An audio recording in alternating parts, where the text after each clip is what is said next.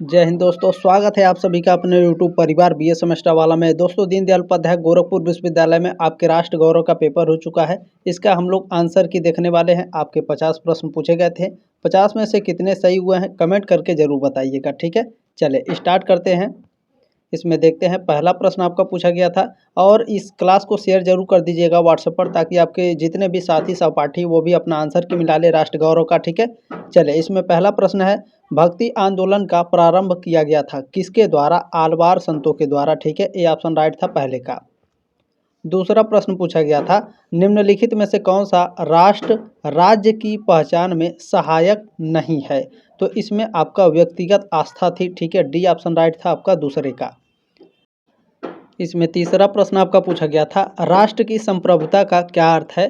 तो अपने स्वयं नियम और कानून बनाना। सी ऑप्शन राइट था आपका तीसरे का। चलिए, चौथा प्रश्न आपका पूछा गया था, एक राष्ट्र के निर्माण के लिए कौन सा कारक सबसे महत्वपूर्ण माना जाता है?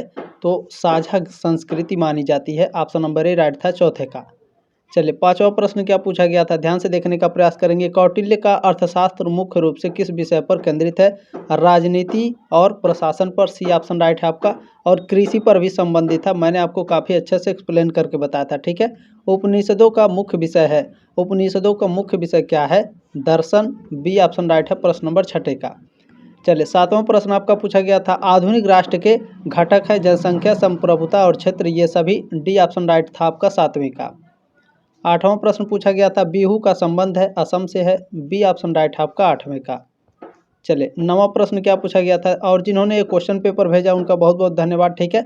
मैं उस प्रभु का सेवक हूँ जिसे अज्ञानी लोग मनुष्य कहते हैं, यह कथन है स्वामी विवेकानंद का। सी ऑप्शन राइट है आपका नवें का। चलिए, 10वां प्रश्न क्या पूछा गया था, वह कला जो भारतीय संस्कृति का हिस्सा रही है कौन सी कला है? तो मूर्ति कला, वास्तुकला और चित्रकला, ये सभी रहे हैं। डी ऑप्शन राइट है।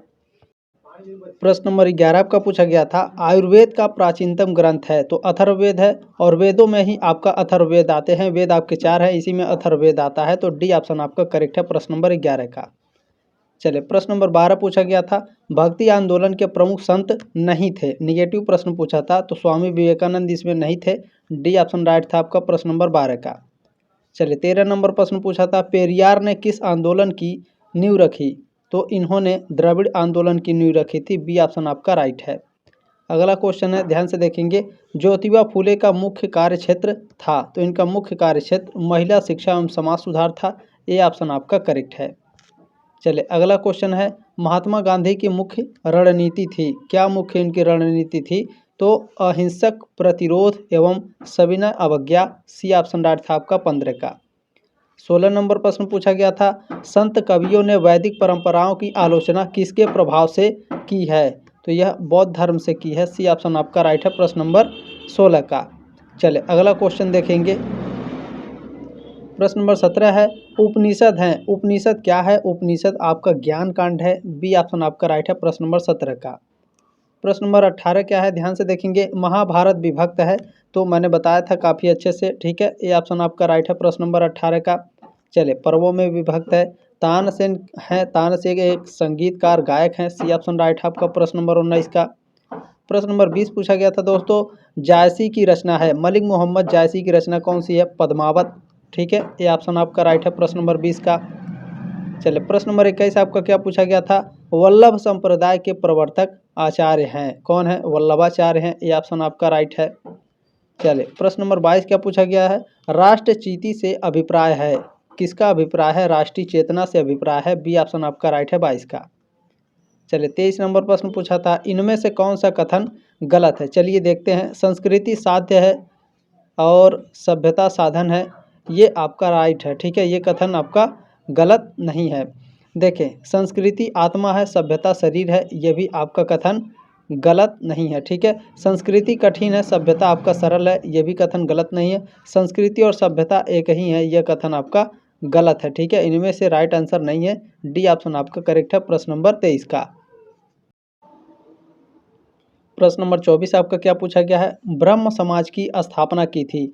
ब्रह्म समाज की स्थापना किसने की थी? राजा राम मोहन राय ने। बी ऑप्शन आपका राइट है प्रश्न नंबर 24 का, ठीक है। ध्यान रखेंगे, 23 का ऑप्शन नंबर डी करेक्ट है और 24 का ऑप्शन नंबर बी राइट है, ठीक है। चलें, ध्यान रखेंगे बी ऑप्शन राइट है 24 का। अगला क्वेश्चन क्या पूछा गया है 25 नंबर, रामचरितमानस में कांडों की संख्या है। रामचरितमानस में कितने कांड है दोस्तों? कुल 7 कांड है, बी ऑप्शन राइट है। ये सारे क्वेश्चंस आपको बताए गए थे, ठीक है। प्रश्न नंबर 26 है, भारत कला भवन कहाँ स्थित है? तो यह उत्तर प्रदेश के वाराणसी में स्थित है। इस क्वेश्चन को मैंने एक बार और बताया था, तो वहाँ भी आपका वाराणसी उत्तर कहीं पर नहीं दिया था, प्रयागराज उत्तर दिया था, ठीक है। तो देखें, प्रयागराज आपका नज़दीक में है वाराणसी से, तो इसी को ऑप्शन हम मान सकते हैं, क्योंकि वाराणसी आपका ऑप्शन में दिया ही नहीं है।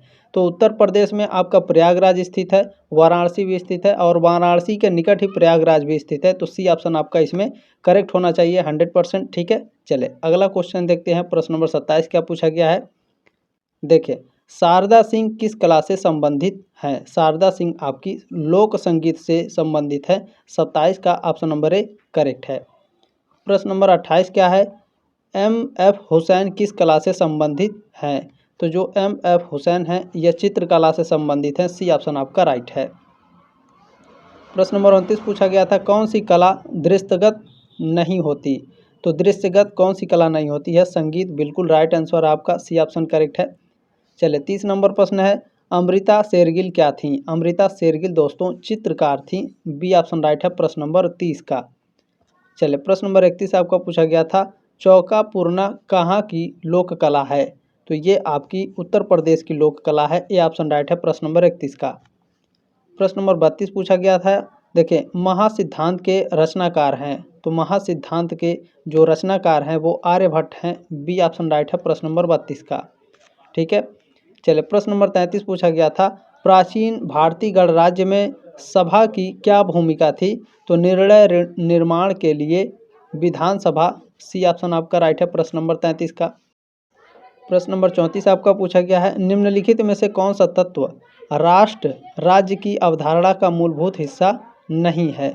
कौन नहीं है? तो एक धर्म नहीं है। बी ऑप्शन राइट है प्रश्न नंबर 34 का।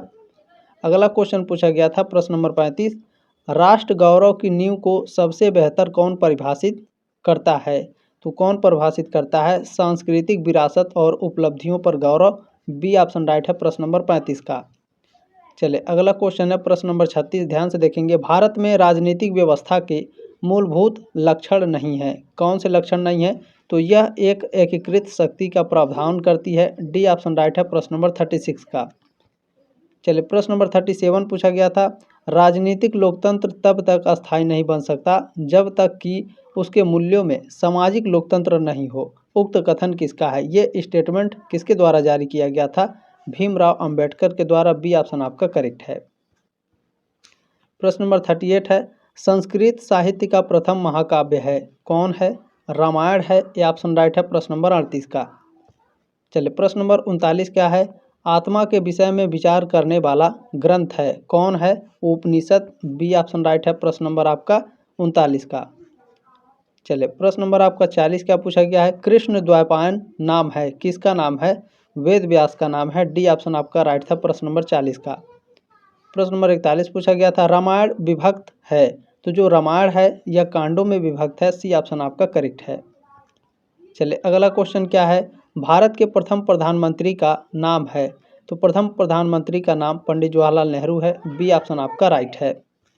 अगला क्वेश्चन आपका पूछा गया था, देखें चिकित्सा विज्ञान का प्राचीन नाम क्या है? चिकित्सा विज्ञान का प्राचीन नाम आयुर्विज्ञान है। ये ऑप्शन आपका राइट है प्रश्न नंबर 43 का। चलिए प्रश्न नंबर 44 क्या पूछा गया था, खगोल विज्ञान का समावेश हुआ है ज्योतिष शास्त्र में हुआ है दोस्तों। ये ऑप्शन राइट था 44 का। चलिए प्रश्न नंबर आपका 45 पूछा था। 45 नंबर, समता के साथ संपन्नता की बात करने वाले हैं, कौन है? तो डॉक्टर राम मनोहर लोहिया हैं। ये ऑप्शन राइट है प्रश्न नंबर 45 का। प्रश्न नंबर 46 पूछा गया था, दशमलव प्रणाली का महत्वपूर्ण योगदान था, तो किसका था? असंख्य संख्याओं का सृजन। डी ऑप्शन राइट है प्रश्न नंबर 46 का। प्रश्न नंबर 47 पूछा गया है, 10 गीतिका में आर्यभट्ट बताते हैं, क्या बताते हैं? पृथ्वी, सूर्य एवं चंद्र का व्यास। डी ऑप्शन आपका राइट है प्रश्न नंबर 47 का। प्रश्न नंबर 48 क्या है, मिश्र धातु है, पीतल आपका मिश्र धातु है, बिल्कुल राइट आंसर है। डी ऑप्शन आपका करेक्ट है। प्रश्न नंबर 49 क्या है, एकात्म मानववाद के प्रणेता हैं, तो दीनदयाल उपाध्याय जी हैं। बी ऑप्शन राइट है प्रश्न नंबर 49 का। इसको आज मैंने पढ़ाया भी था आप लोगों को, ठीक है। दीनदयाल उपाध्याय जी का जो दर्शन था, जो आपका को करिकुलर था दीनदयाल उपाध्याय जी का, उसमें मैंने पढ़ाया। ठीक है, देखें कर्नाटक संगीत किस क्षेत्र में अधिक प्रचलित है? कर्नाटक संगीत किस क्षेत्र में सबसे अधिक प्रचलित है? दक्षिण भारत में। सी ऑप्शन राइट है प्रश्न नंबर 50 के। कितने सही हुए हैं कमेंट करके जरूर बताएंगे दोस्तों। जल्दी मिलेंगे आपके नेक्स्ट क्लास में, तब तक के लिए जय हिंद, वंदे मातरम।